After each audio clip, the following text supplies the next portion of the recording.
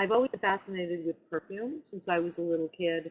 My mother tells a story that when I used to play dress up, like every little girl probably did, with her shoes and her jewelry and her makeup and her perfume.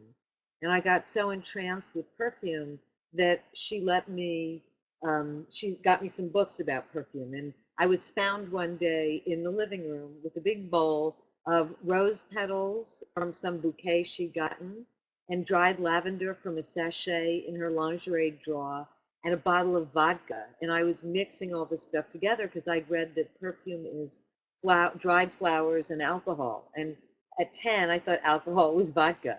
So she discovered me making this awful smelling perfume, as it turned out. And then not long after that, my grandmother brought me back my first grown up bottle of perfume from France. And it was called Shocking by.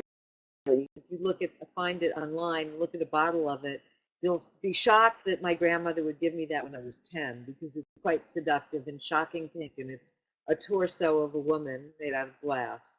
And as soon as first went to France with my mom and my father when I was 14, um, we went to perfume stores because my mother had to have perfume that was only made in France because a lot of people believe that the perfume that's actually bottled in France smells different than the same perfume if it's bottled in America because the water smells different, which is was always fascinating to me. So I became fascinated with France. Also, my great grandmother was French, and she worked in perfume fields when she was a young girl before they left for America.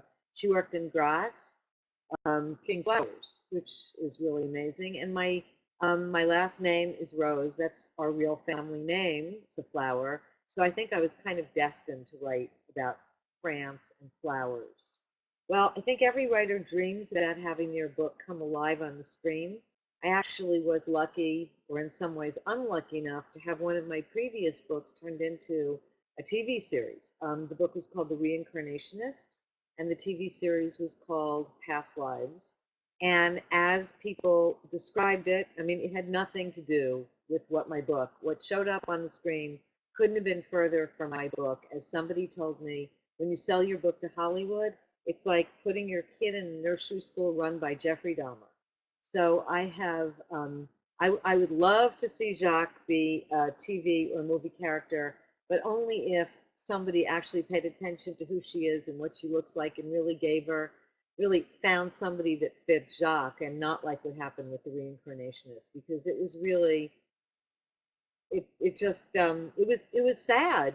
There was nothing about the book that wound up on the screen. It was exciting waiting for it, but once it happened, it was kind of sad.